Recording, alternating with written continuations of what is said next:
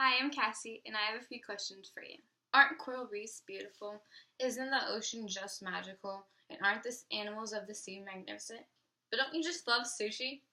Overfishing is an ongoing worldwide dispute. Overfishing is a form of overexploitation where fish stocks are reduced to below acceptable levels. Here I have a chart of all the fish caught from 1950 to 2000 in tons. By 2000, we had reached over 4.5 million tons of fish. By 2014, the numbers had reached over 94 million tons of fish. That's a lot of fish. Overfishing is harmful to all marine species. The food chain is severely affected by overfishing. Do you think it's fair to take food from whales just because you want fish for dinner? The first proposed question is, why not just stop eating fish? But what about the thousands of people that would be out of jobs, or all the people that would go hungry because their everyday diet consists of fish? That's every fishing boat company, every tuna canning company, every sushi bar, and fish market would be out of business. Families that have devoted their whole lives and money to fishing would lose their jobs and homes.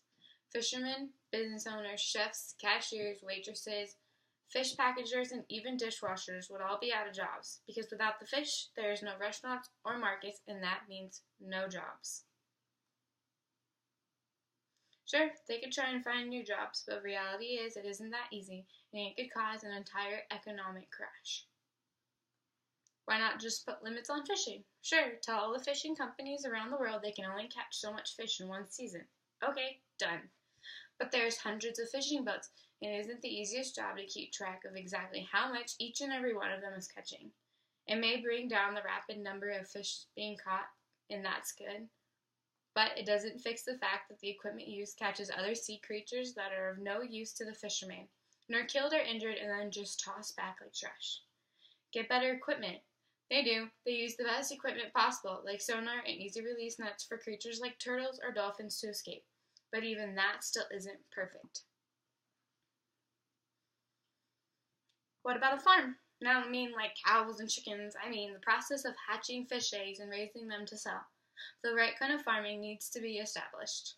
Many farms are just giant net rings in the middle of lakes, and while this may seem like a perfect idea, it is actually more damaging than overfishing. There are so many fish in such tight quarters that disease and sickness can spread faster, and it gets to the wild fish, and the wild fish start dying off. In some places, use growth hormones and medicines to sell stronger and bigger fish faster. The nets in the lakes are not the greatest ideas because the nets are easily damaged and fish escape and breed with other fish, and it creates an impure fish. This also throws off the balance of nature. The number of fish is increased, but not the things necessary for the fish to thrive, like food.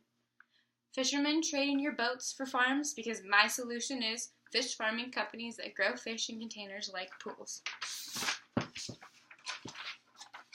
Here I have a photograph of a very successful fish farm, and you can see all the many pools that they've raised their fish in.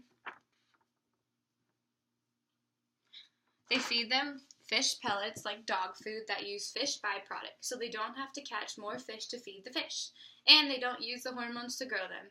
They cut the numbers how many fish in each tank there is in half, decreasing the causes of sickness. They grow them as healthy as possible, as an animal in captivity can be.